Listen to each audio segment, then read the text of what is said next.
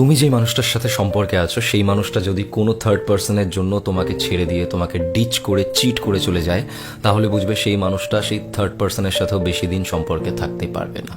তার কারণ হলো বারবার পার্টনার চেঞ্জ করা, বারবার মানুষ পরিবর্তন করা, এটা সেই মানুষটার স্বভাব। সে স্বভাবের দোষে এটা করে, সবসময় থার্ড পার্সনের দোষ হয় না। যে কোনো সম্পর্কে কোনো না কোনো খারাপ সময় আসে। তোমার সম্পর্কে যখন কোনো খারাপ সময় চলে, যখন তোমার বয়ফ্রেন্ড বা গার্লফ্রেন্ডের সাথে তোমার ঝগড়া হয়, মনোমালিন্য হয়, সেই সময় তুমি কি করো? তুমি ফেসবুক বা হোয়াটসঅ্যাপে অনেক দুঃখের স্টেটাস দাও, অনেক অনুভূতিগুলোকে একদম ঝেড়ে দাও তোমার ফেসবুক হোয়াটসঅ্যাপ স্টেটাসে। তুমি কি জানো যে এই যে ছোট ছোট স্টেটাসগুলো তুমি দিচ্ছ, এইগুলোই তোমার সম্পর্কে ছোট ছোট ফাটল তৈরি করছে, এবং ভবিষ্যতে গিয়ে এটা অনেক বড় একটা কারণ হতে পারে তোমার সম্পর্ক পুরোপুরিভাবে নষ্ট হয়ে যাওয়ার, পুরোপুরিভাবে ভেঙে যাওয়ার। যে কোনো ম্যাচিওর মানুষজন যারা রিলেশনশিপে থাকেন, অনেক দিন ধরে তাদের রিলেশনশিপটাকে টিকিয়ে রেখেছেন, তারা দেখবে সাধারণত তাদের পার্সোনাল লাইফের কথা, তাদের সম্পর্কের টানাপোড়েনগুলো কখনো সোশ্যাল মিডিয়াতে তারা দেন না সেগুলো। আমরা এই ভুলটাই করি, আমরা আমাদের পার্সোনাল লাইফের গল্প সোশ্যাল মিডিয়াতে স্টেটাসের আকারে দিয়ে দিই। সো এতে কি হয়, থার্ড যে পার্সন থাকে সে সবসময় উঁত পেতে থাকে যে কখন আমি ওখানে একটা ফাটল দেখবো এবং ঢুকে যাব। তারা সুচ হয়ে ঢুকে ফাল হয়ে বেরিয়ে যায়। তো থার্ড পার্সন অপেক্ষা করে কতক্ষণে তুমি একটা স্যাড স্ট্যাটাস দিচ্ছ, সে সেই সময় দাঁড়িয়ে তোমাকে ইনসিস্ট করবে যে তুমি একটা ভুল সম্পর্কে আছো, তুমি আরো বেটার কাউকে ডিজার্ভ করো, তুমি ভুল করছো।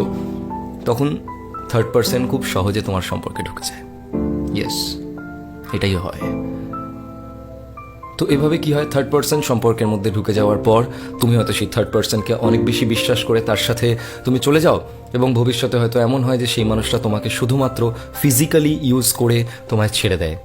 তারপর তুমি একুলো হারাও, ওকুলো হারাও, সব কুল হারিয়ে ফেলো শুধুমাত্র নিজের ভুলে। এটা কিন্তু থার্ড পার্সনের ভুল নয়।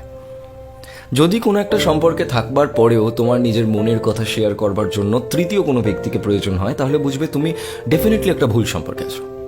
তো এতক্ষণ কথা শুনে বুঝতেই পারলে যে আজকের এই ভিডিওতে আমি থার্ড পার্সনকে নিয়ে কথা বলবো। সম্পর্কে থার্ড পার্সন কোন ছোট ছোট ভুলগুলোর জন্য থার্ড পার্সন আমাদের সম্পর্কে খুব সহজেই প্রবেশ করতে পারে। আমরা একটা কথা বরাবর শুনে আসি যে এক সে ভালে দো সে ভালে তিন। দুজন বন্ধু যখন একসাথে আড্ডা মারি, 3 নম্বর বন্ধু আসলে দারুণ মজা হয়। আর স্বামী স্ত্রীর মধ্যে হঠাৎ করে যদি ছেলে বা মেয়ে হয় তাদের, তাহলেও সেটা একটা অনুষ্ঠানের বিষয় হয়। কিন্তু কোনো সম্পর্কের মধ্যে তৃতীয় ব্যক্তি মানে এক সে ভালে দো সে ভালে ব্রেকআপ, তাই তো? দেখো, তৃতীয় ব্যক্তি হলো অনেকটা ভাইরাসের মতো।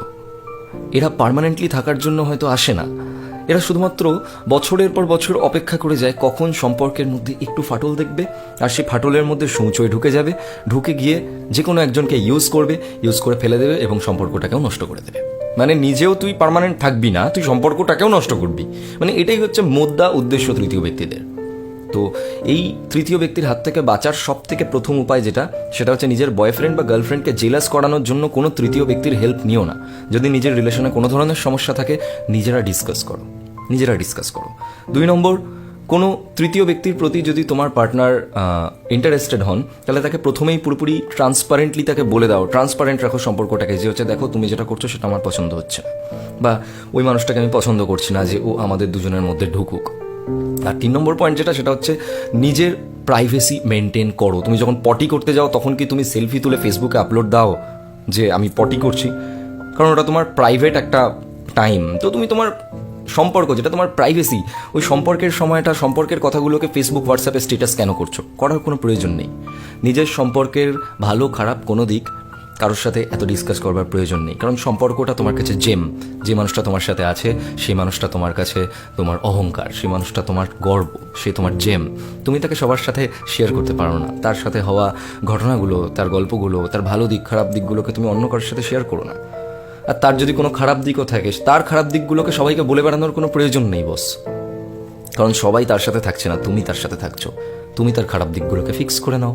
কি বুঝলে? আর হ্যাঁ, বেস্ট ফ্রেন্ড থেকে সাবধান। অনেক সময় বেস্ট ফ্রেন্ডরা কিন্তু সম্পর্ক ভাঙার সব থেকে বড় কারিগর হয়ে ওঠে।